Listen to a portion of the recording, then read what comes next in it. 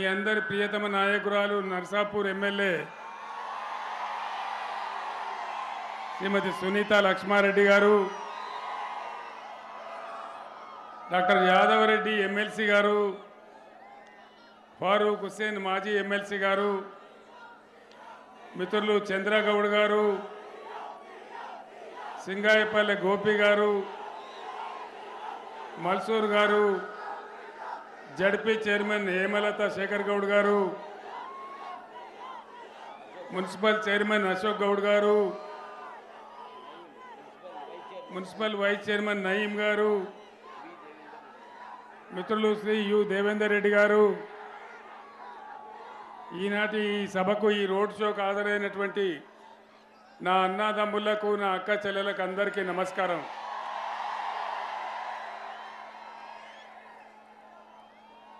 పార్లమెంట్కి ఎలక్షన్ జరుగుతూ ఉంది. ఆ విషయం మీ అందరికీ తెలుసు. గత 4-5 నెలల క్రితం అసెంబ్లీ ఎలక్షన్ జరిగింది. ఆ ఎన్నికల్లో అరచేతిలో వైకుంఠం చూపెట్టి మనందరినీ మోసపుచ్చి అధికారంలోకి వచ్చిన కాంగ్రెస్ పార్టీ ఏ ఒక్క వాగ్దానాన్ని కూడా అమలు చేయలేదు. రైతులను, యువకులను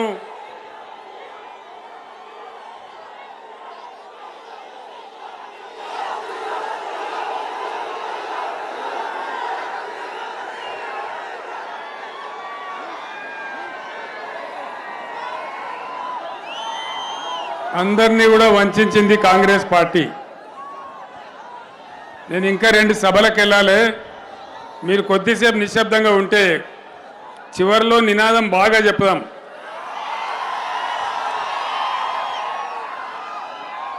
కాంగ్రెస్ 6 గ్యారంటీలు 420 హామీలు ఇచ్చింది.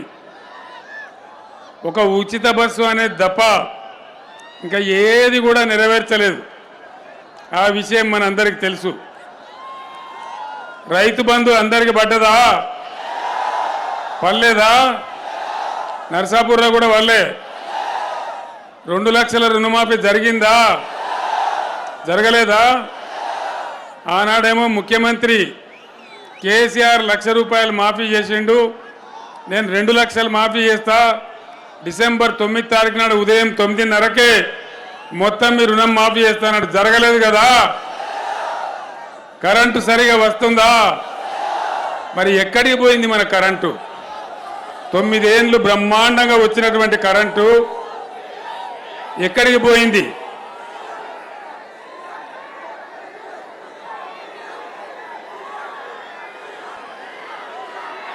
ఏ బాబు, ఆపాలే ఆపాలే ఆపాలే.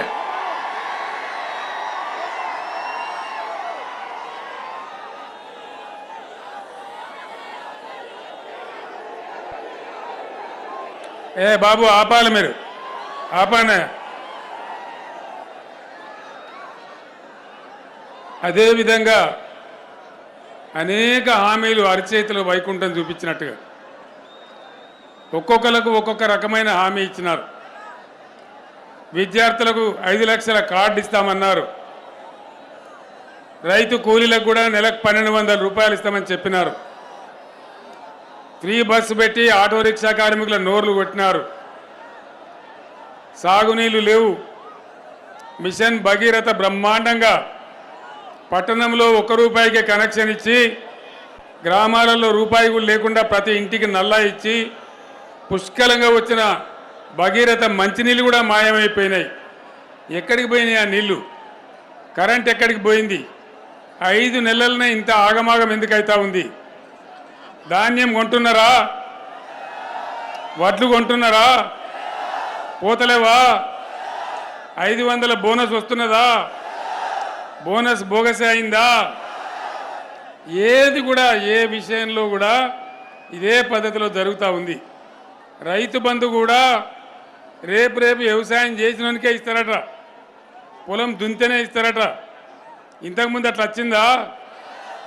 ఇంతకుముందు అందరికి వచ్చింది కదా, టైం మీద పడ్డది కదా. ఇంకా మజాక్ ఏంటంటే రైతు బంధు ఎప్పుడు ఇవ్వాలి? వరి నాటేసేటప్పుడు ఇవ్వాలి, నాట్లు పడే ముందు ఇవ్వాలి. ఇస్తే అది ఉపయోగపడుతుంది. కోతలైనవి కల్లాలైనవి ఇప్పుడు రైతు బంద్ వేస్తా అంటారు. ఇంతకన్నా పెద్ద జోక్ ఇంకేమైనా ఉంటుందా? కాబట్టి నేను అనేది ఏంటంటే ఒక తల లేకుండా తోక లేకుండా ఈ ప్రభుత్వం అనేక రకాలుగా తెలంగాణను నష్టపరుస్తూ ఉంది. కరెంటు కోతలు పెట్టడం వల్ల హైదరాబాద్ నగరంలో పరిశ్రమలు వెళ్ళిపోయే పరిస్థితి ఉంది. ఐటీ ఇండస్ట్రీ దెబ్బతినే పరిస్థితి ఉంది.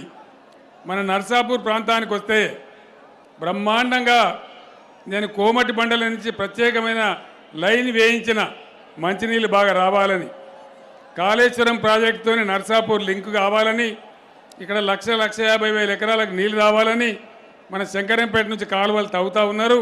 అవన్నీ మీ కళ్ళ ముందట్నే ఉన్నాయి. మల్లన్న సాగర్ నుంచి ఒకసారి నీళ్ళు రావడం మొదలైతే నర్సాపూర్ బంగారు తునుక అవుతుంది. దాన్ని మనం ఇవాళ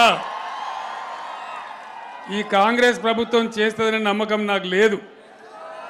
దానికోసం ఆ కాలువ పూర్తి కావాలి, మల్లన్న సాగర్ నుంచి బ్రహ్మాండంగా నర్సాపూర్కు నీళ్ళు రావాలి అంటే ఎంపీగా వెంకట్రామరెడ్డి సార్ గెలవాలి. ఎందుకంటే మనందరం కలిసి యుద్ధం చేస్తే తప్ప ఈ ప్రభుత్వం నీళ్ళు ఇచ్చేటువంటి ఆచారంలో లేదు. మనకు అర్థమవుతా ఉంది.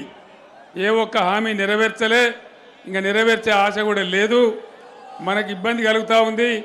అటు విద్యార్థి లోకాన్ని గోల్మాల్ చేసినారు, అన్ని రకాలుగా కూడా ఇబ్బందుల పాలు చేస్తూ ఉన్నారు. కేసీఆర్ ఎన్ని రకాలుగా నర్సాపూర్ అభివృద్ధి చేసిండో మీకు తెలుసు. మున్సిపాలిటీకి నేను 25 కోట్ల రూపాయలు ఇచ్చిన, వాటిని కూడా వాపసు తీసుకొని పోతా ఉన్నారు. గ్రామాల డెవలప్మెంట్ కోసం కూడా డబ్బులు ఇచ్చినాం, వాటిని కూడా వాపసు తీసుకొని పోతా ఉన్నారు. ఏ రకంగా కూడా క్యాన్సిల్ చేయడమే తప్ప ఏ విధంగా మనకు ఖచ్చితంగా వాళ్ళు ఇచ్చేటువంటి పరిస్థితి లేదు. మన కొల్చారం మండలంలో మల్లినాథ సూరి పేరు మీద మనం యూనివర్సిటీ పెడదామనుకున్నాం, దాన్ని కూడా చేసే పరిస్థితులలో ఈ కాంగ్రెస్ ప్రభుత్వం లేదు. అదేవిధంగా బీఆర్ఎస్ గవర్నమెంట్ ఉన్నప్పుడు హల్దీ వాగు మీద, మంజీర నది మీద ఎన్ని చెక్ డ్యాములు నేను కట్టించినో మీకు తెలుసు. 10 చెక్ డ్యాములు కట్టినాం, దాంతో పంటలు బ్రహ్మాండంగా పండించుకున్నాం.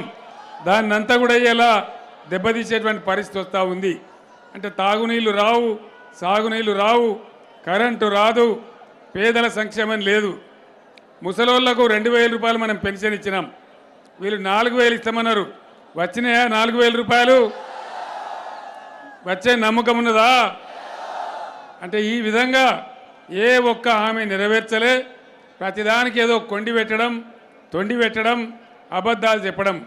పైగా వాళ్ళ నాయకుడు రాహుల్ గాంధీ వచ్చి మొన్న నిర్మల్లో మాట్లాడుకుంటూ గవర్నమెంట్ ఆల్రెడీ 2,500 రూపాయలు ఇస్తా ఉన్నదని చెప్పినారు. మహిళలకు, ప్రతి ఇంట్లో మహిళలకు 2,500 ఇస్తామన్నారు. వచ్చిందా?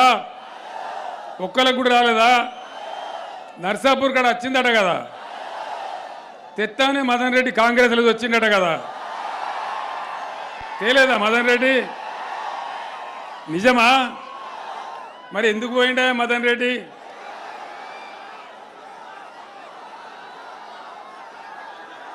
పైచలక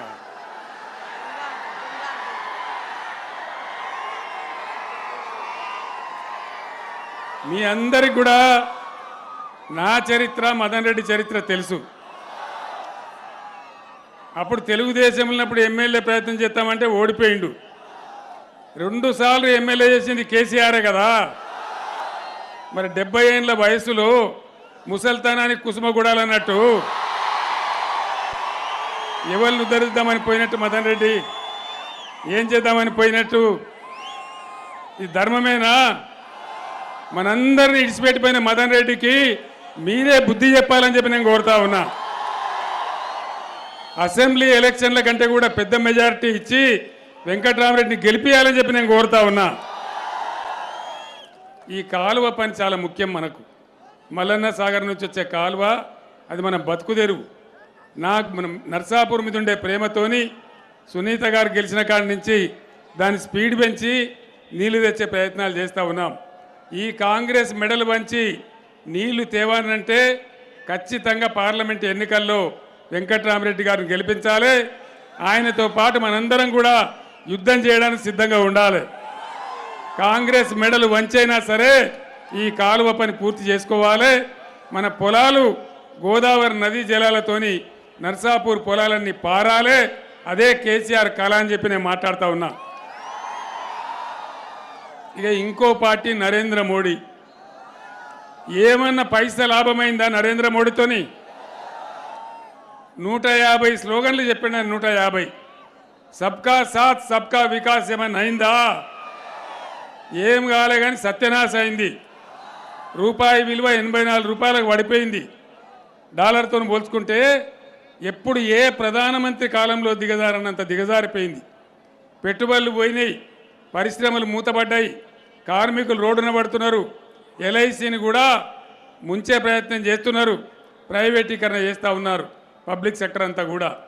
మోదీ ఎజెండాలో పేదల బాధలు ఉండయి, పేద ప్రజల గోసలు ఉండయి, రైతుల బాధ ఉండదు.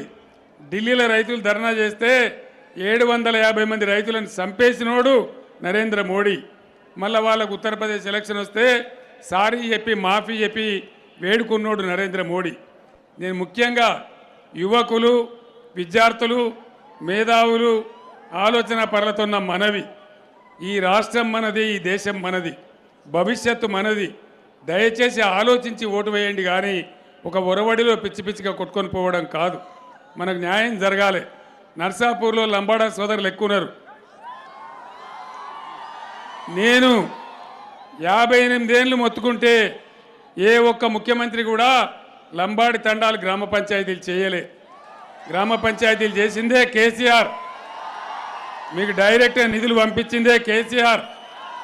గిరిజనులకు 10% రిజర్వేషన్ పెట్టిందే కేసీఆర్. ఇవన్నీ కూడా ఉన్నాయి. మీకు ఇంకొక ముఖ్యమైన విషయం చెప్తున్నాను నేను లంబాడా బిడ్డలకు. టీఎస్పీఎస్సీలో గ్రూప్ 1 పరీక్షలు జరుగుతూ ఉన్నాయి. గ్రూప్ 1 పరీక్షలలో హైకోర్టు అడిగింది ప్రభుత్వాన్ని, ఇది అన్యాయం, 10% రిజర్వేషన్, ఇది విరుద్ధంగా ఉన్నదో అని మాట్లాడింది. రాష్ట్ర ప్రభుత్వం చాలా బలంగా వాదించాలి కదా, కొట్లాడాలి కదా. అప్పుడు బీఆర్ఎస్ గవర్నమెంట్ చేసింది, మొత్తం రిపోర్ట్ తెప్పించి కమిటీ చేసింది అని దాన్ని నిలబెట్టాలి కదా. ఇవాళ మనం లేం, వాళ్ళు మాట్లాడే పరిస్థితులు కూడా లేరు. నేను లంబాడి బిడ్డలతో మనవి చేస్తూ ఉన్నా, మన 10% రిజర్వేషన్ మనది మనకే ఉండాలన్నా ఖచ్చితంగా పార్లమెంటుకు వెంకట్రామరెడ్డి గారు పోవాలి, మన తరఫున వాదించాలి, మాట్లాడాలి.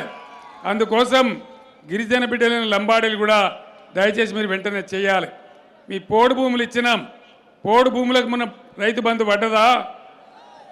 పోడు భూములకు రైతు బంధు రాలే కదా.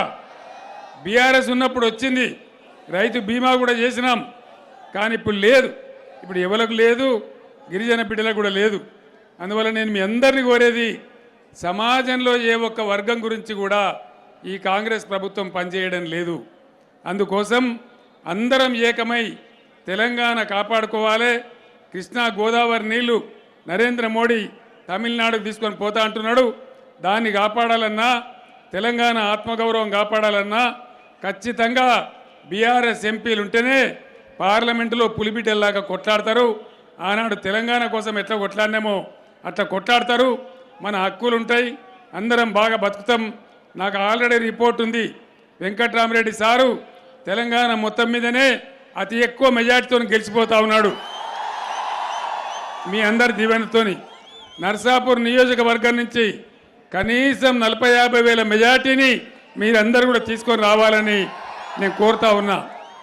ఇంకా నేను 2 సభలకు పోవాలి, మల్కాజ్గిరి పోవాలి, పటాన్ చెరువు పోవాలి. మీరు ఎంతో ఉత్సాహంగా నాకు స్వాగతం తెలిపినారు మీ ఎమ్మెల్యే గారి ఆధ్వర్యంలో. మీ అందరికీ కూడా పేరు పేరున ధన్యవాదాలు తెలియజేస్తూ నేను సెలవు తీసుకుంటా ఉన్నా. జై తెలంగాణ, జై తెలంగాణ. కారు గుర్తుకే, కారు గుర్తుకే, జై తెలంగాణ. ధన్యవాదాలు.